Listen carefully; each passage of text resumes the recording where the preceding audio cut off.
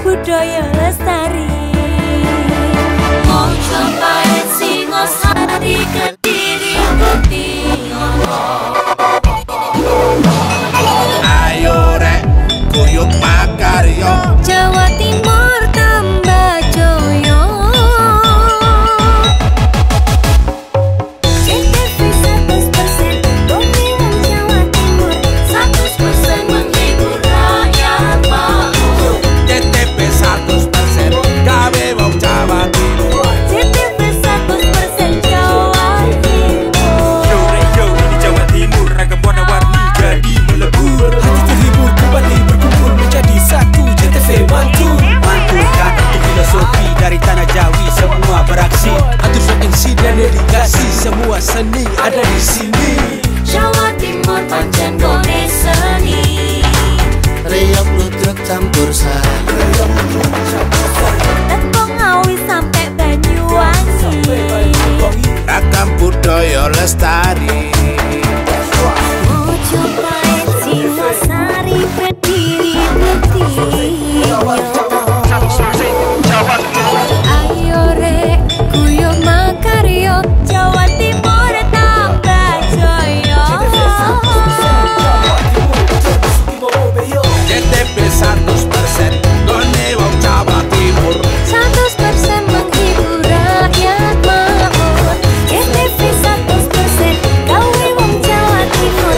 CTV 100% Jawa Timur. CTV 100% gone wong Jawa Timur. 100% menghibur rakyat makmur. CTV 100% gawe wong Jawa Timur. CTV 100% Jawa Timur.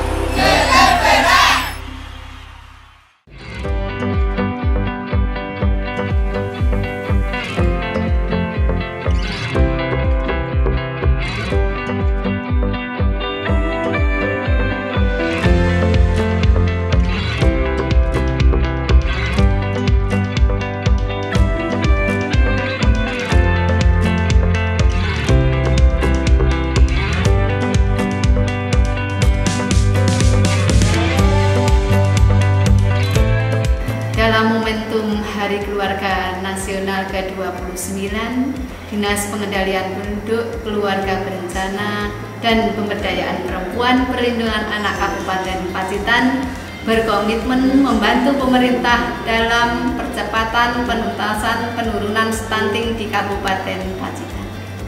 Kami keluarga besar Dinas Pengendalian Penduduk, Keluarga Berencana, dan Pemberdayaan Perempuan Perlindungan Anak Kabupaten Pacitan mengucapkan Selamat Hari Keluarga Nasional ke-29 tahun 2022. Ayo cegah stunting agar keluarga bebas stunting. Berencana itu keren. Salam KB.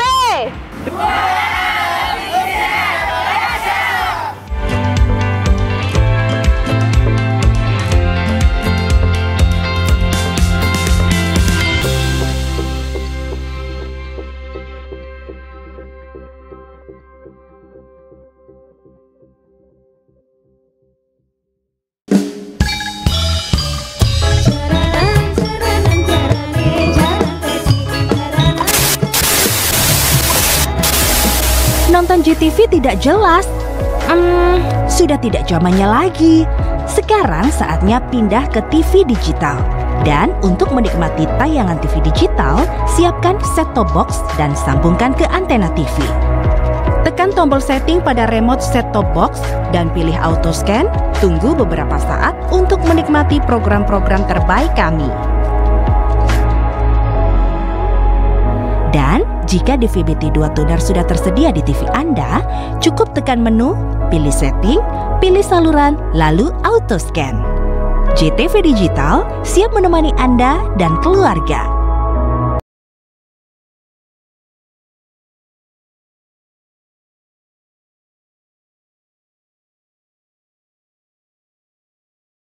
Assalamualaikum warahmatullahi wabarakatuh. Selamat malam pemirsa JTV Pacitan dimanapun Anda berada.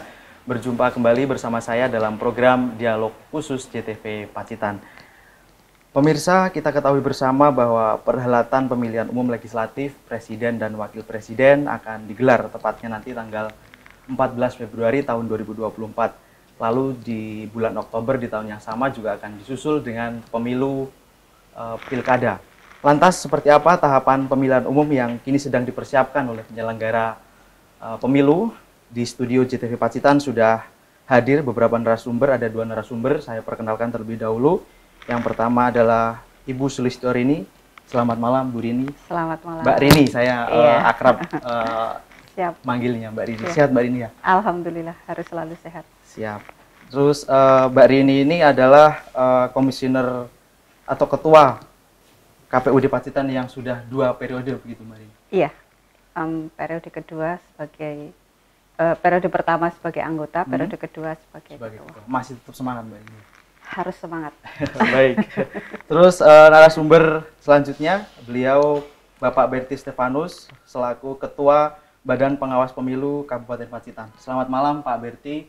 Selamat malam. Terima kasih sudah bersedia bergabung di studio JTV Pacitan.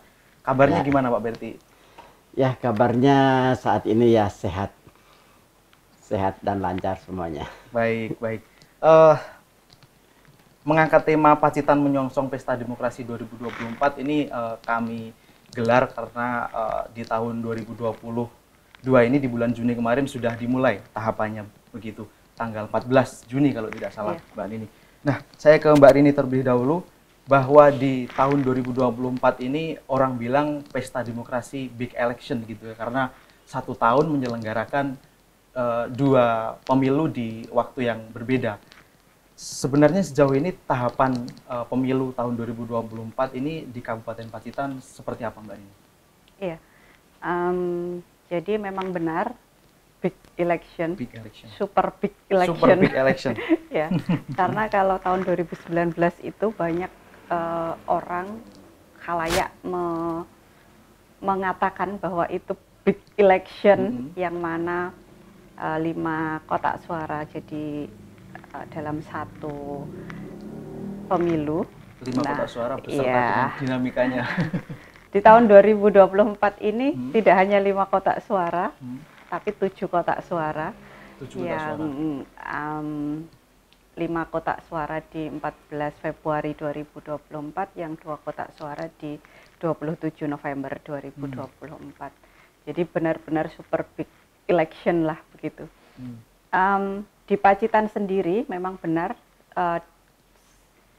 sejak ditetapkannya PKPU nomor 3 tahun 2022 tentang tahapan dan jadwal, yang mana 20 bulan sebelum hari pemungutan penghitungan suara, KPU sudah memulai tahapan.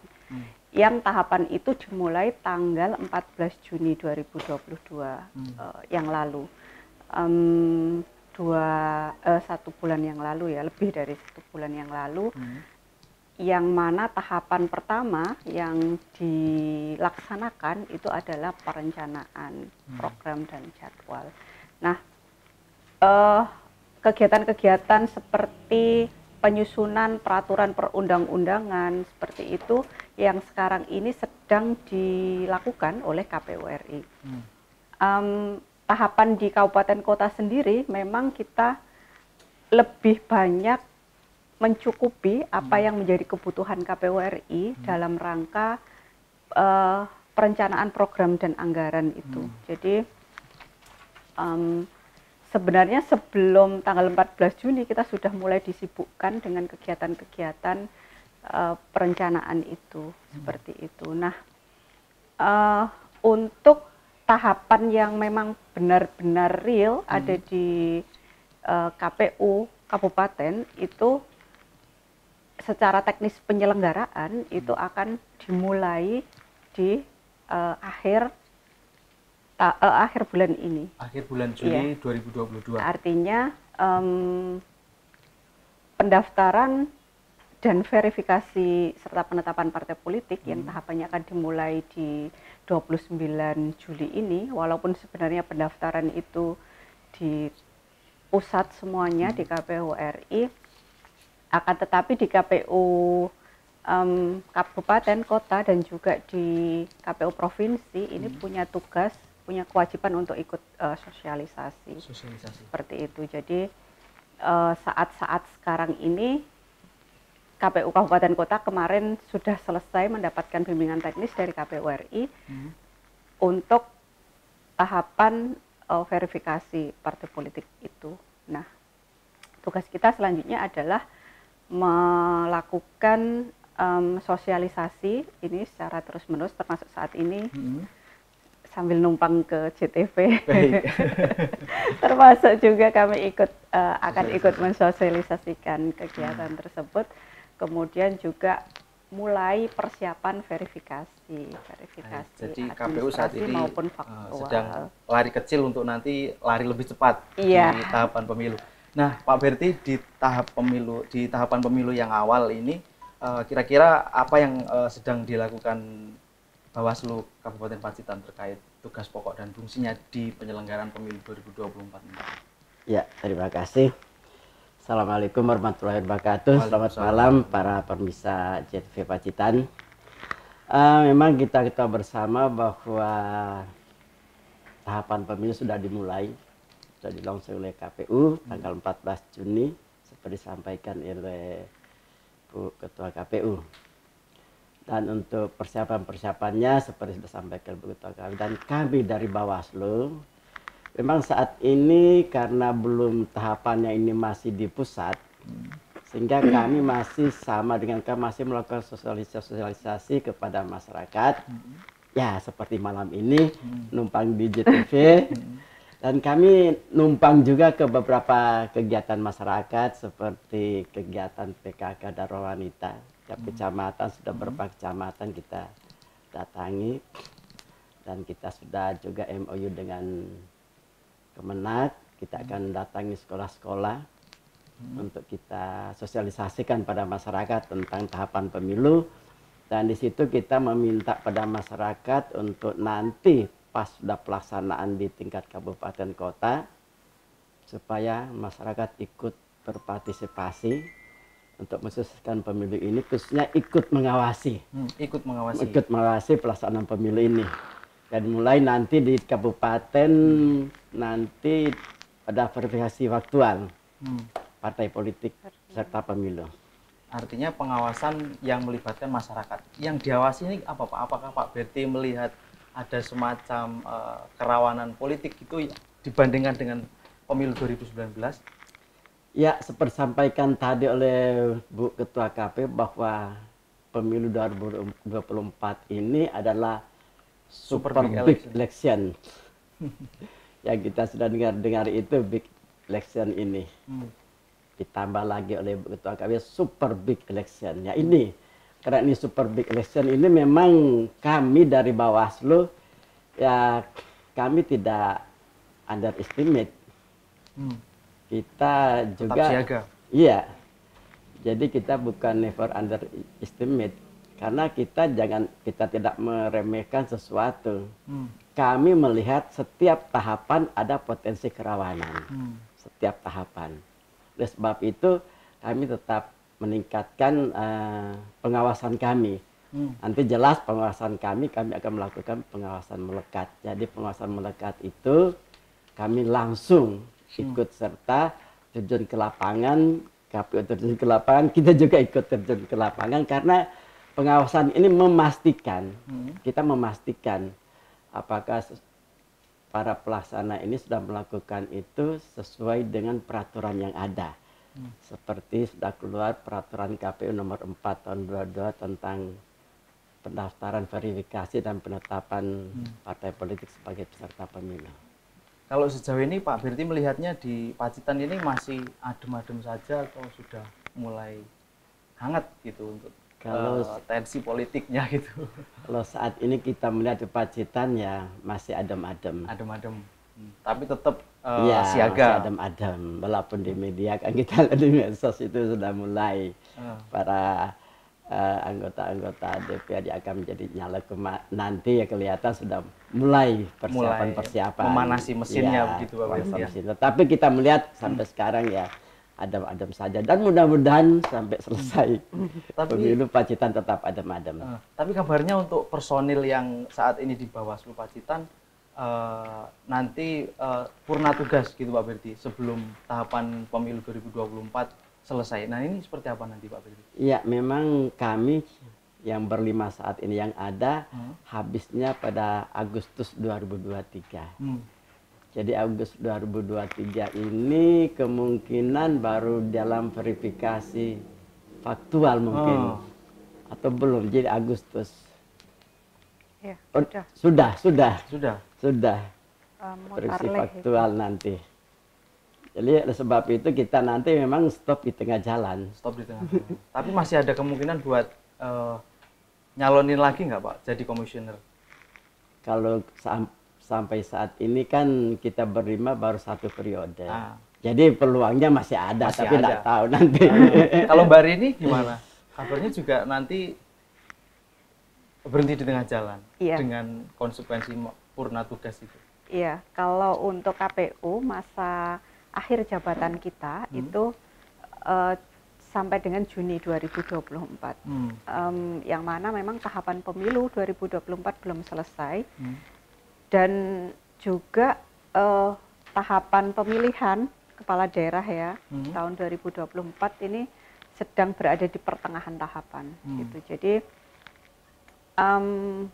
apa ya, ini memang resiko yang harus diambil oleh KPU RI karena memang masing-masing KPU kabupaten kota tidak sama masa akhir jabatannya gitu. Jadi termasuk di Jawa Timur ini di Juni ini sudah mulai masuk tahapan-tahapan akhir untuk pemilunya, tapi untuk pemilihannya itu masih tahapan-tahapan awal, di pertengahan lah. Tapi kalau Mbak Rini bisa nyalon lagi nggak? Saya sudah 2 periode di KPU, jadi sudah cukup, masih sudah selesai. Sudah cukup karena regulasi gitu ya. Tapi sebenarnya Mbak Rini masih pengen nggak untuk nanti berperan lagi gitu ya? Tapi bisa. Berperan di jalan yang lain. Berperan di jalan yang lain. Baik, pemirsa, masih akan kita lanjutkan perbincangan kita pada malam hari ini karena masih ada 2 segmen, jadi jangan kemana-mana. Kami kembali setelah pesan-pesan yang berikut ini.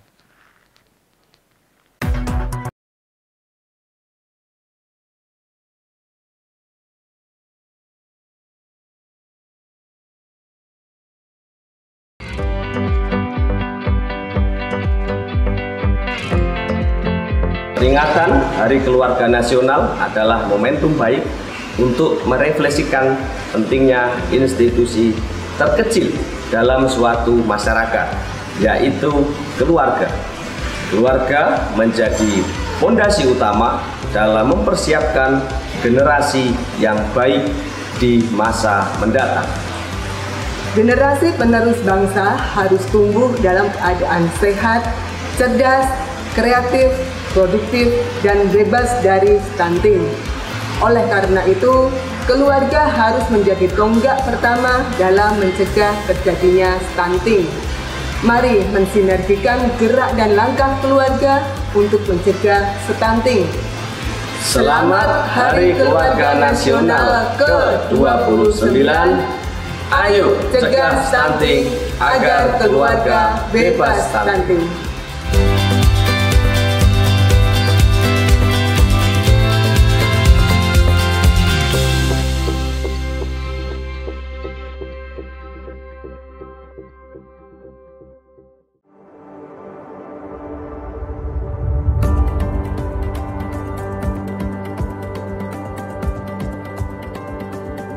Assalamualaikum warahmatullahi wabarakatuh. Semoga masyarakat Pacitan pindah datang TV digital lan dukung migrasi TV digital Indonesia. Langkung resik gambaripun, wening swantenipun, canggih teknologinipun. Wassalamualaikum warahmatullahi wabarakatuh.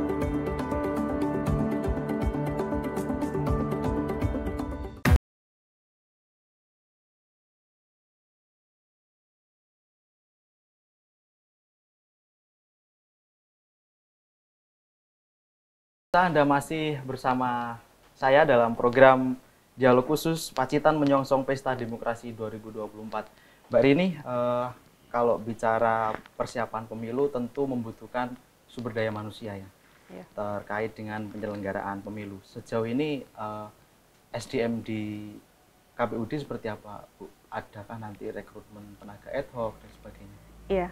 Kalau berbicara masalah SDM, ini kan ada SDM yang berada di KPU di tingkat kabupaten, kemudian ada juga SDM ad hoc, baik yang berada di kecamatan maupun desa, dan juga SDM yang nantinya akan menjadi ujung tombak pemungutan penghitungan suara di TPS, yaitu KPPS.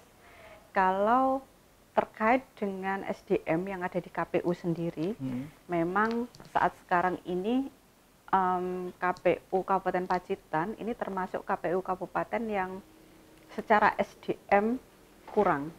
Iya. Dari 17 yang disyaratkan oleh KPU RI untuk PNS-nya atau ASN-nya, itu kita baru mempunyai 11 ASN di KPU di KPU Pacitan. Kemudian juga ada tenaga PPNPN ini 10 orang. Jadi 21 orang dan komisioner 5 orang, jadi 26 orang. Itu juga termasuk sedikit jika dibandingkan dengan tahun 2019 yang lalu atau dibandingkan dengan tahun 2020 Berkurangnya ini karena purna tugas? Iya, berkurangnya memang lebih banyak pada purna tugas. Kemudian di tahun 2019 kita juga ada tenaga pendukung, dan di tahun 2020 juga ada tenaga pendukung. Untuk tahun 2024 ini kita masih belum mendapatkan informasi dari KPU RI apakah ada tenaga pendukung yang nanti bisa kami rekrut untuk ikut membantu pelaksanaan pemilu 2024. Tenaga pendukung itu di luar yang ad hoc artinya? Iya, yang berada di KPU. Yang berada Maksudnya di KPU. Yang dia memang tenaga teknis tahapan, hanya kita rekrut pada saat tahapan saja. Gitu. Jadi kalau tahapan saat ini sudah dimulai, harusnya rekrutmennya ya juga saat ini gitu ya, Bu? Kalau pengalaman di 2019 begitu, tapi untuk tahun 2024 ini barangkali juga terkait apa ya? Ada peraturan lain yang mengatur tentang tenaga-tenaga di kementerian dan tenaga-tenaga di lembaga pemerintahan. KPU secara nasional barangkali terus berkoordinasi dengan kementerian yang mengurusi sumber daya itu. Pacitan sifatnya hanya menunggu. Iya, gitu. Kalau terkait dengan yang ada di KPU itu kita menunggu, termasuk juga yang ada di ad hoc, baik itu PPK, PPS, KPPS, karena memang di PKPU 3 itu tidak atau belum terdapat tahapan detail terkait dengan rekrutmen ad hoc. KPU sendiri menyampaikan bahwa itu nanti akan masuk ke dalam PKPU tersendiri. Artinya jadwal ya, ada PKPU tersendiri terkait dengan tata kerja di ad hoc, baik itu PPK, PPS maupun KPPS. Itu, dan sampai sekarang memang sedang dalam proses penyusunan di KPU RI. Pasca KPU RI mengeluarkan PKPU 4 untuk pendaftaran dan verifikasi ini. Mudah-mudahan bisa segera terbit. Informasi-informasi awal yang kami terima itu untuk rekrutmen ad hoc akan dimulai di tahun ini, di akhir tahun ini. Di akhir tahun seperti 2020. itu. Iya, tapi tentu secara pastinya regulasinya masih sedang digodok dari di KPU RI. Kita menunggu, termasuk juga mekanismenya seperti apa. Di awal-awal memang yang akan direkrut pertama itu adalah PPK, kemudian menyusul PPS dan juga untuk KPPS nanti jelang pemungutan penghitungan Kalau suara. jumlahnya nggak jauh berbeda dengan pemilu 2019? Iya, kalau jumlahnya sama, artinya jumlah jumlah personilnya ad hoc ya di PPK dan PPS itu sama. Di setiap penyelenggaraan pemilu maupun pemilihan. Cuman kalau di tingkat KPPS itu nanti yang berbeda menyesuaikan dengan jumlah TPS yang ada. Ya, tapi kami pastikan memang kita akan merekrut lebih dari 10.000 orang nanti di 10.000 orang? Iya, lebih dari itu. Jadi nanti di hari H. akan banyak menyerap tenaga-tenaga produktif gitu dari masyarakat Pacitan tentunya Bu ya. Tapi kabarnya karena ini banyak juga yang tanya ada kenaikan gitu Bu, honornya 3 kali lipat kabarnya. Benar nggak Bu? Iya. Kami juga mendapatkan informasi itu dari media awalnya, awalnya. Tapi media itu memang berasal dari sumber di KPU RI. Memang KPU RI terus memperjuangkan honor penyelenggara ad hoc yang ada di PPK, PPS maupun KPPS karena kami melihat beban kerja yang harus mereka tanggung itu luar biasa besar.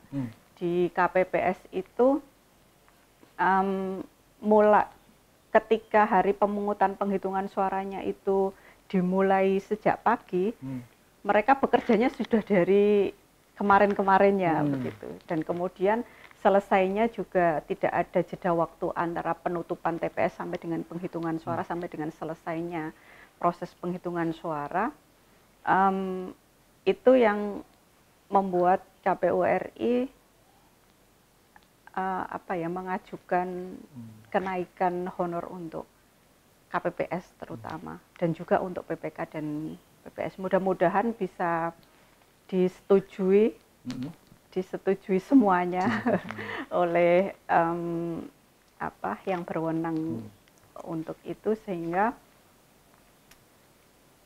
imbanglah antara apa yang mereka lakukan, terutama teman-teman kita di KPPS dengan apa yang mereka dapatkan. Walaupun kemudian ini memang salah satu sumbangsih masyarakat untuk bangsa dan negara, tapi memang mereka luar biasa beban kerjanya. Pak Berti setuju nggak 3 kali lipat untuk kenaikan honor ad hoc, mengingat tahun 2019 banyak yang drop dalam tumbang gitu ya karena kelelahan. Gimana Pak Berti? Iya, kalau kami dari Bawaslu juga sama. Kami juga mengusulkan ada kenaikan honor bagi ad hoc itu. Dan kalau KPU mengusulkan 3 kali lipat, kami sangat setuju sekali karena memang kami juga Bawaslu seperti itu. Karena mengingat tenaga ad hoc ini nanti mereka berperan juga di lapangan. Kalau kami Bawaslu ini memang SDM kami saat ini memang kurang. Karena mengingat nanti apabila ada verifikasi faktual kepengurusan dan keanggotaan parpol, KPU turun kan kami harus melekat turun. Kami harus memastikan karena kami kan sudah punya potensi-potensi kira-kira titik rawannya di mana. Misalnya di PKPU 422 ini kan karena kalau di pasal 79 itu KPU akan melakukan verifikasi faktual terhadap kepengurusan, keterwakilan perempuan dan domisili kepengurusan itu. Nah, kita harus memastikan apakah pertama kepengurusan itu, apakah mereka itu nama-nama itu sesuai dengan yang ada di SK atau tidak. Dan juga nama-nama mereka itu apakah sesuai dengan KTA atau tidak. Terus KTA mereka apa sesuai dengan KTP mereka atau tidak. Itu kita pastikan. Nanti yang jadi fokus Bawaslu di tahap verifikasi itu. Jadi kita harus membutuhkan SDM yang banyak untuk mengimbangi jumlah personelnya KPU. Kalau KPU turun ke lapangan kita harus memastikan juga keanggotaan. Karena KPU kan diperintahkan dia harus menemukan bertemu langsung dengan si anggota partai itu di rumahnya. Nah, kita juga harus memastikan itu apakah bertemu langsung atau tidak. Tetapi walaupun sebenarnya kondak kerja di pasal 90 itu kan mereka kondak ketemu di lapangan di rumah, mereka KPU bisa memerintahkan lewat penghubung supaya hadir di kantor partainya, bisa di situ. Dan pasal 91 itu juga di PKPU 422 itu malah bisa video call. Video call. Iya.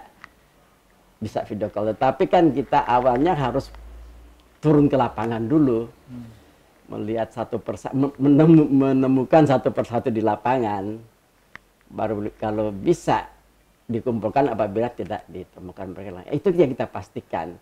Kerawanan itu yang kita pastikan apakah benar-benar orang yang diverifikasi benar-benar orangnya yang betul-betul yang bersangkutan. Sehingga kita harus membutuhkan tenaga juga yang seimbang. Baik. Kalau Pak Berti sendiri melihatnya di tahun 2019 itu kan banyak yang drop, tumbang gitu ya, karena mungkin kelelahan di tahapan pemilu saat pemungutan suara dan penghitungan suara. Evaluasinya seperti apa Pak Berti? Ya, evaluasi kami memang ya seperti disampaikan oleh Bu Ketua KPU tadi, memang para KPPS sama dengan pengawas TPS itu, mereka kan bekerja itu sebelum hari H mereka sudah bekerja. Terus hari H mereka kan dari pagi, kalau dikatakan subuh mereka sudah di TPS, terus sudah di TPS sudah tidak keluar kemana-mana sampai selesai penghitungan suara. Sampai pagi lagi. Sampai pagi. Kalau memang penghitungan suara sampai pagi, mereka sampai pagi. Tidak boleh pulang, tidak boleh istirahat. Ya itu. Ya sehingga kan tenaga mereka memang terkuras memang. Sebab itu evaluasi kita ini ya, kalau bisa nanti yang jadi PTPS, jadi KPPS ya tenaga-tenaga yang benar-benar masih fit dan ada formula khusus dari KPU RI gitu. Iya, dan kesehatan memang tes kesehatannya memang benar-benar sehat. Karena kemarin kan banyak yang tumbang itu bukan karena mereka sehat, memang ada tanda kutip penyakit, sudah ada penyakit bawaan sehingga mereka pas satu hari satu malam sampai pagi terforser, kan tenaga mereka sudah ada punya penyakit, tenaga mereka terkuras sehingga ya itu akhirnya karena kelelahan itu. Baik. Mbak Rini tadi sempat dicuplik tahapan paling dekat ya, verifikasi peserta pemilu. Iya. Sejauh ini sosialisasi kepada partai politik seperti apa Mbak Rini? Tapi jangan dijawab dulu karena sudah waktunya ada pesan-pesan yang lewat. Pemirsa, nanti kita akan kembali lagi setelah pariwara berikut ini.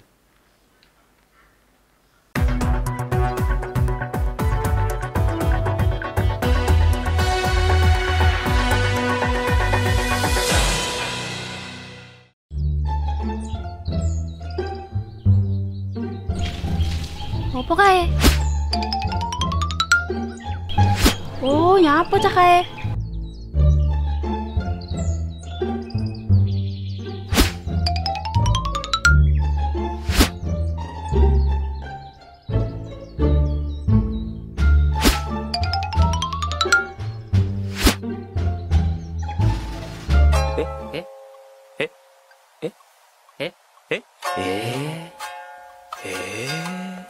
Ayo, ngapa cah loro iki kok berduaan? De Martin iki ngaget-ngageti wae to. Iya. Iki lho Dek, Dek iki lagi ngerembuk tentang rencana Dek arep nikah patang sasi meneh. Oh, alah, arep nikah. Iki adeknya lagi rembukan apa sih perlu disiapkan kayak konsepnya gedung pernikahan nih, terus catering. Terus paling penting kan seragamnya kuwi, ya toh. Lah iki, sek. Cah loro iki tibake caten to, alias calon pengantin. Nah, penting iki lek arep nikah iki sing dipersiapke aja gur masalah resepsi. Ada masalah yang lebih penting daripada itu, yaitu persiapan pencegahan kelahiran anak stunting. Hah? Stunting?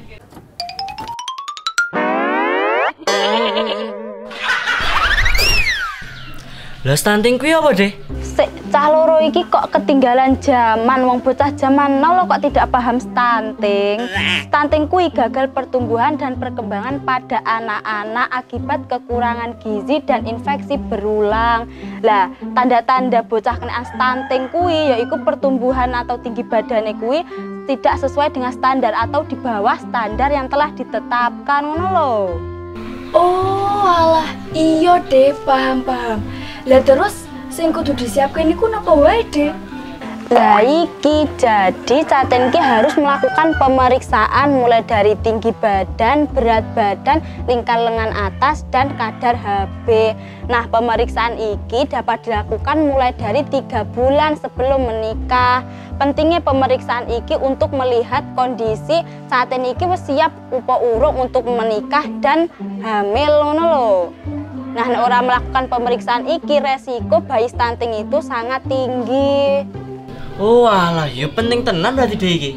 Ya penting banget. Nah, ben luwih jelas meneh ayo melu aku nyang TPK, tim pendamping keluarga sing terdiri dari bidan, tim penggerak PKK, PPKBD karo sub PPKBD ngono lho. Ayo deh, gas ae. Sebagai orang tua, penting sekali untuk mengetahui tanda-tanda stunting sedini mungkin supaya bisa mencegah terjadinya stunting pada anak. Stunting adalah kondisi gagal tumbuh pada anak balita akibat kurang gizi terutama pada 1000 hari pertama kehidupan, yaitu dari janin hingga anak berusia 2 tahun. Upaya pencegahan dan penanggulangan stunting dilakukan dengan memastikan kesehatan yang baik dan gizi yang cukup pada 1000 hari pertama kehidupan. Perbaikan terhadap pola makan, pola asuh, serta perbaikan sanitasi dan akses air bersih. Upaya pencepatan stunting dilakukan dengan menutup setiap potensi resiko yang dapat mengakibatkan anak lahir stunting, mulai dari fase remaja, fase calon pengantin atau jaktin, calon pasangan usia subur atau PUS, fase hamil dan menyusui, serta fase pasca persalinan hingga bayi berusia 59 bulan. Saat ini, setiap desa telah memiliki tim pendamping keluarga terdiri dari bidan, kader PKK, dan kader KB, PPKBD atau sub PPKBD. Kehadiran tim pendamping keluarga ini untuk mendampingi keluarga beresiko stunting. Selain itu, tim pendamping keluarga juga berperan penting untuk meningkatkan kesadaran kepada masyarakat dalam berpartisipasi mencegah stunting. Mari wujudkan generasi emas Indonesia melalui pencegahan stunting, karena mencegah stunting itu penting.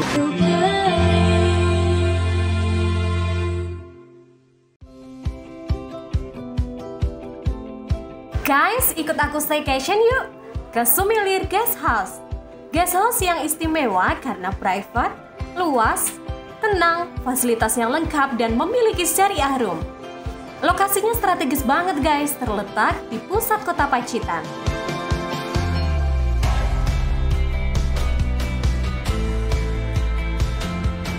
Di sini ada 3 tipe kamar, di antaranya superior room dengan pilihan tipe bed, single bed, twin bed, dan 4 bed. Deluxe room.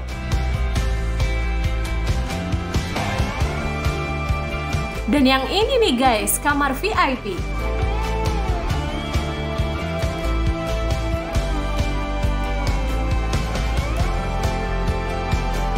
Di setiap kamarnya disediakan fasilitas seperti LED TV, WiFi area, water heater, air conditioner, dan breakfast.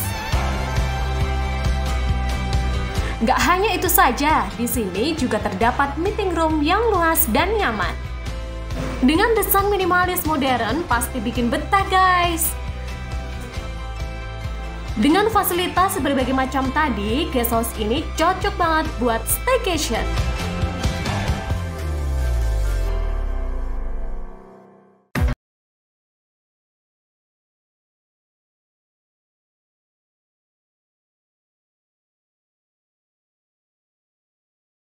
terima kasih pemirsa, Anda masih bersama kami dalam program Dialog Khusus Pacitan Menyongsong Pesta Demokrasi 2024. Kita memasuki segmen terakhir.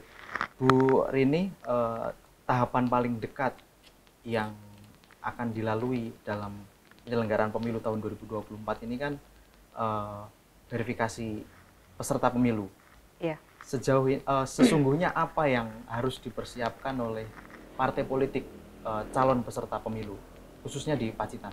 Iya.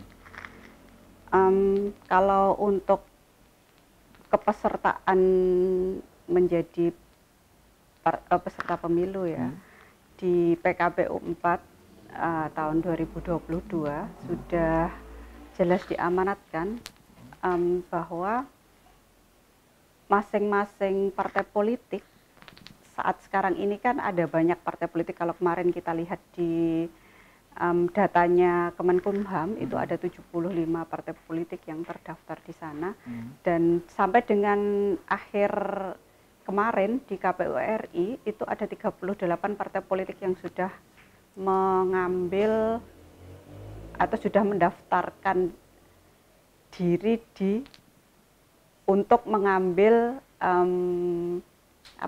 akun sipol gitu, sistem informasi partai politik.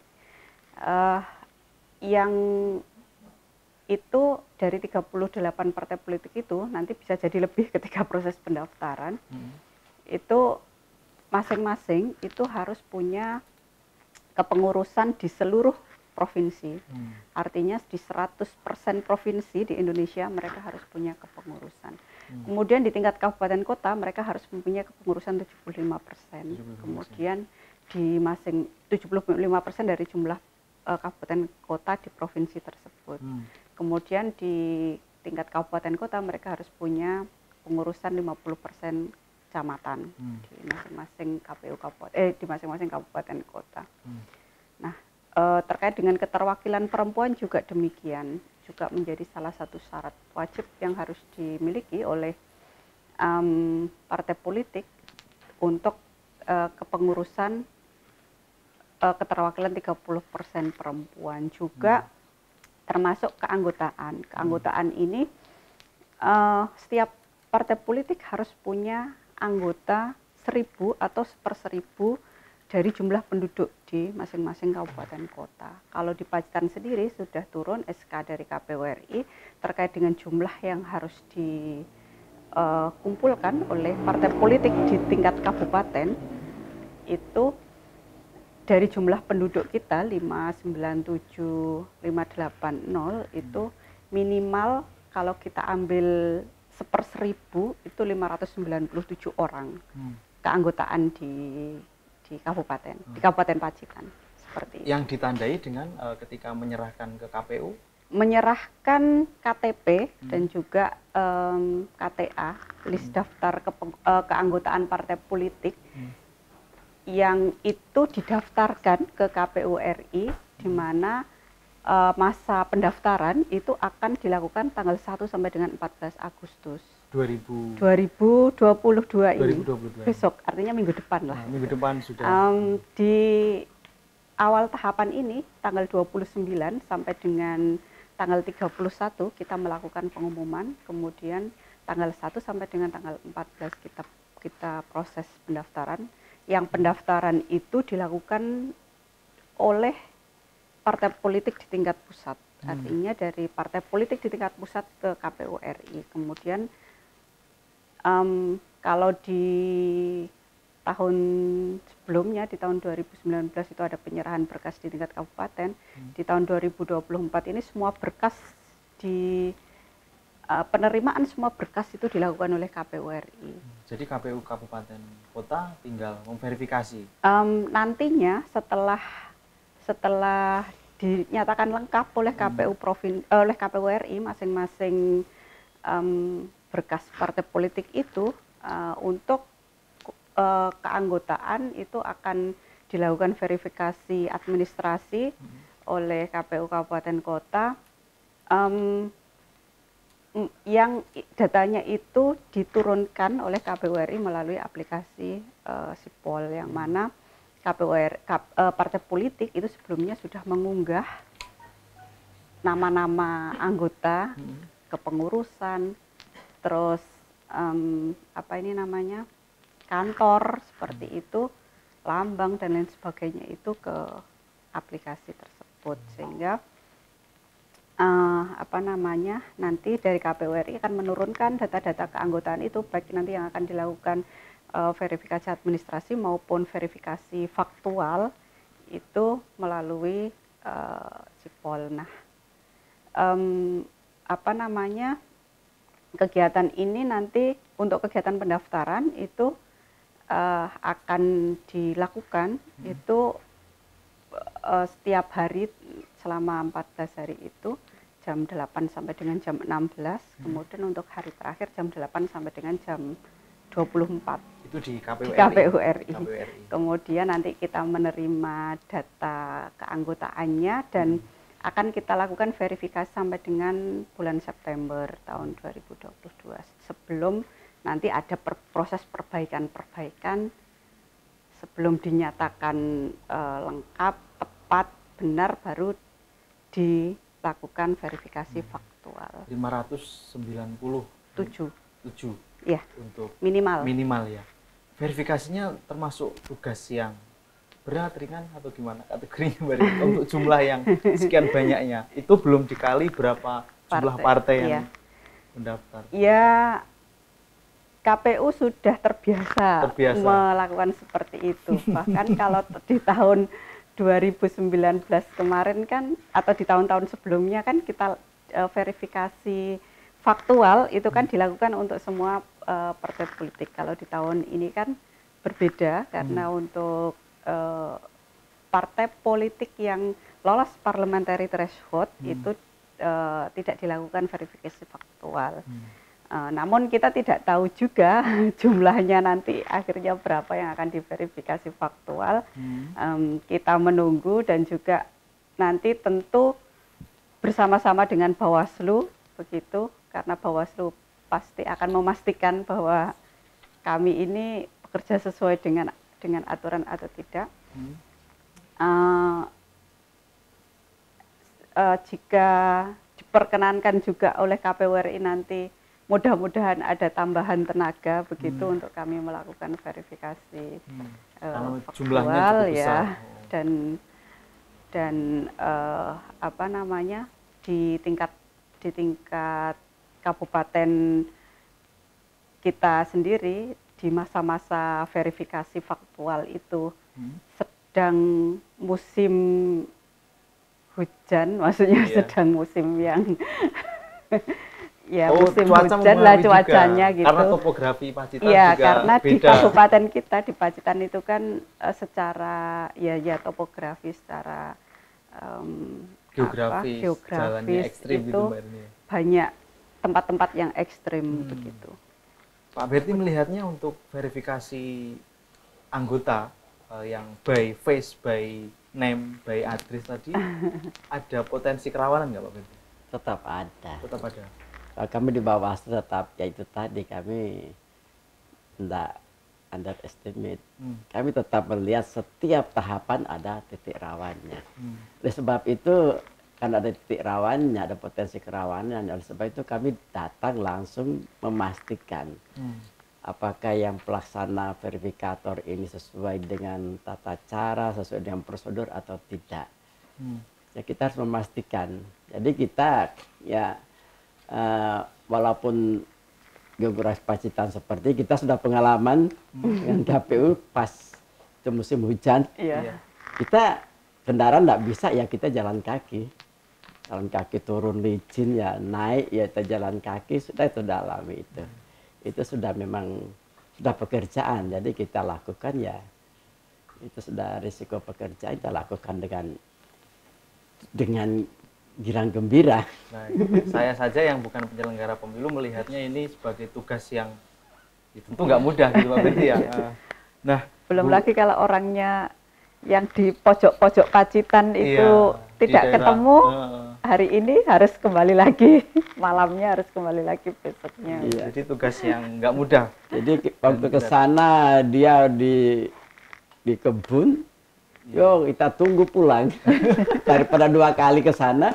Karena jalannya juga jauh dan medan yang dia sulit. tunggu pulang, dia pulangnya sore ya ditunggu.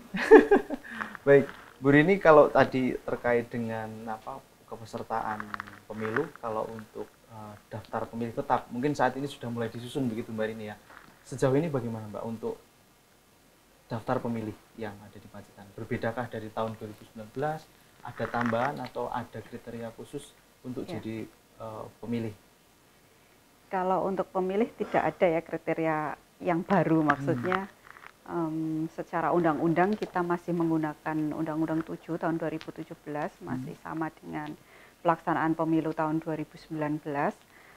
Saat ini KPU sedang melaksanakan pemutakhiran data pemilih berkelanjutan, artinya setiap bulan kita melakukan pemutakhiran data yang direkap di setiap akhir bulan.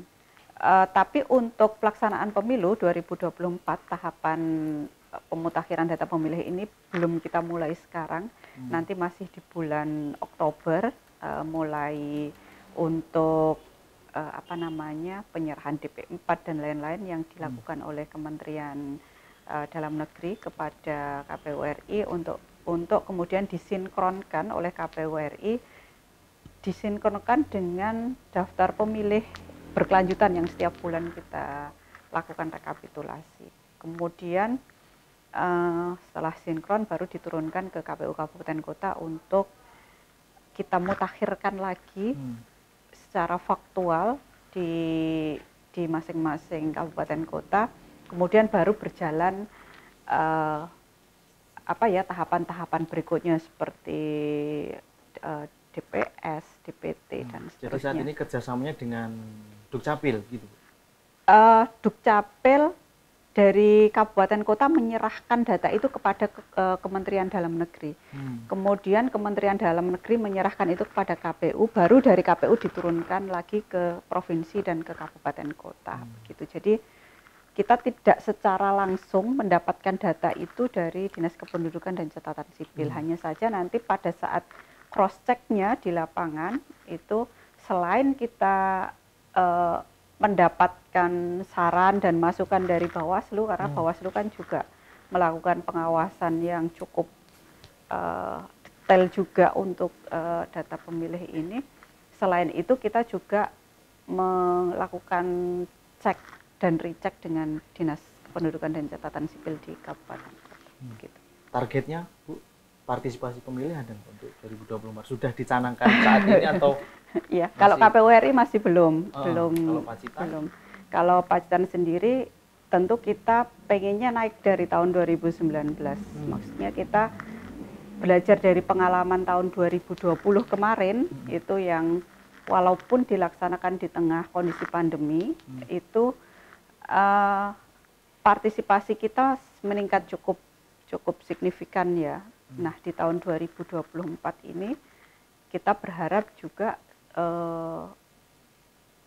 partisipasinya naik, kita gencarkan terus sosialisasi mulai dari awal ini dan kita gunakan seluruh media, seluruh cara, sumber daya dan peluang untuk kegiatan sosialisasi demi meningkatkan partisipasi pemilih itu. Kalau yang mungkin nanti bisa ada perubahan yang signifikan gitu Bu, sasarannya saat ini apa Bu? Kalangan mana saja yang diberikan sosialisasi supaya daftar pemilih tetapnya nanti atau partisipasi pemilih tetapnya naik? Iya. Kalau belajar dari pengalaman tahun 2020 kemarin, kita menyasarnya banyak di komunitas dan juga di pemilih muda. Begitu. Pemilih muda ini termasuk pemilih pemula juga ya. Ini adalah sasaran yang cukup efektif tidak hanya untuk mereka sendiri, tapi mereka juga banyak mengedukasi kepada masyarakat yang lainnya, begitu. Jadi tidak hanya kita memberikan itu kepada mereka, kemudian mereka pakai secara pribadi informasi-informasi itu, tapi mereka juga meneruskan kepada orang lain baik melalui media sosial mereka maupun melalui kegiatan-kegiatan mereka. Baik. Dan juga kepada komunitas-komunitas yang sangat banyak di Pacitan ini. Baik. Pak Berti terkait dengan DPT, mungkin belajar dari penyelenggaraan pemilu tahun 2019, evaluasinya apa saja Pak? Mungkin kalau di 2019, mungkin kalau kita mengingat ada apa namanya daftar pemilih ganda dan sebagainya. Ini Pak Berti melihatnya seperti apa di tahun 2024? Iya, masalah DPT itu memang biasanya sudah klasik terjadi. Iya. Bahwa menemukan ada ganda, ada yang sudah meninggal, masih terdaftar. Dan pengalaman kemarin itu permasalahan karena akhirnya di Sidale itu. Jadi di bawah itu sudah melakukan pemutakhiran, di Sidale itu enggak masuk. Sehingga keluarnya yang dari bawah itu sudah melakukan pemutakhiran, dia meninggal sudah dicoret, ternyata di Sidale masih keluar lagi. Yaitu permasalahan yang terjadi. Tetapi kita tetap ingin memastikan bahwa nanti pada 2024 dengan pengalaman-pengalaman yang lalu, ya mudah-mudahan DPT 2024 lebih baik lagi. Paling tidak yang kita pastikan jangan terjadi pemilih ganda yang ada di DPT dan yang belum usia, itu kita pastikan. Atau orang yang sudah pindah ternyata masih masuk. Orang meninggal masih masuk, orang sudah pindah masih masuk, dan yang belum masih di bawah umur. Itu yang kita pastikan. Dan secara klasik itu biasanya terjadi. Dan mudah-mudahan 2024 itu sudah tidak terjadi lagi. DPT makin baik, penyelenggaranya juga makin baik. Gitu, Pak Berti dan Bu Rini. Mungkin terakhir Mbak Rini, pesan-pesan atau himbauan kepada masyarakat terkait juga kepada apa namanya calon peserta pemilu di penyelenggaraan tahapan pemilu 2024 ini, monggo. Iya, terima kasih untuk seluruh warga masyarakat Pacitan. 14 Februari 2024 ini tinggal menghitung bulan. Mari sama-sama kita sukseskan penyelenggaraan pemilu tahun 2024 di Kabupaten Pacitan. Baik itu penyelenggara, peserta pemilu, masyarakat umum, stakeholder, media massa, media ya maksud saya, seluruh elemen yang ada di Pacitan ini. Di tahun-tahun sebelumnya, pelaksanaan pemilu di Pacitan merupakan pemilu yang lancar dan sukses. Mari kita terus bahwa kelancaran dan kesuksesan penyelenggaraan pemilu itu sampai dengan tahun-tahun yang akan datang. Baik, Pak Berti gimana Pak Berti? Kalau Pak Berti tadi kan bilang kalau kerawanan di Pacitan untuk pemilu 2024 ini lebih tinggi tensinya ketimbang pemilu sebelumnya. Lantas apa yang harus sikap apa yang mungkin harus dibentuk di tengah-tengah masyarakat untuk mencegah polarisasi yang mungkin nanti bisa menimbulkan konflik dan sebagainya. Ya, terima kasih. Ya, memang pemilu 2024 ini kan kita katakan tadi kan super big election. Jadi titik-titik rawan itu tetap antisipasi kami masih ada titik rawan yang terjadi, apalagi nanti pada ujung-ujung pelaksanaan pemilu 2024 ini sudah mulai awal untuk pelaksanaan tahapan pemilihan. Jadi ada tahapan beririsan antara pemilu dan pemilihan gubernur, bupati itu sama-sama. Jadi titik rawannya di situ. Untuk itu karena pelaksanaan pemilu ini bukan hanya tanggung jawab penyelenggara, yaitu KPU Bawaslu, saya kira memang kita sudah tahu bersama bahwa pemilu ini untuk mensukseskan pemilu ini adalah tanggung jawab bersama kita semua, baik penyelenggara maupun masyarakat. Dan karena ini tanggung jawab bersama, kami sangat mengharapkan ya semua masyarakat supaya berpartisipasi untuk mensukseskan pelaksanaan pemilu tahun 2024. Mensukseskan ini bukan hanya berpartisipasi datang di TPS untuk mencoblos, tetapi mensukseskan juga untuk ikut berpartisipasi untuk mengawasi pelaksanaan pemilu nanti agar benar-benar pelaksanaan pemilu benar-benar dilaksanakan sesuai dengan peraturan perundangan yang berlaku.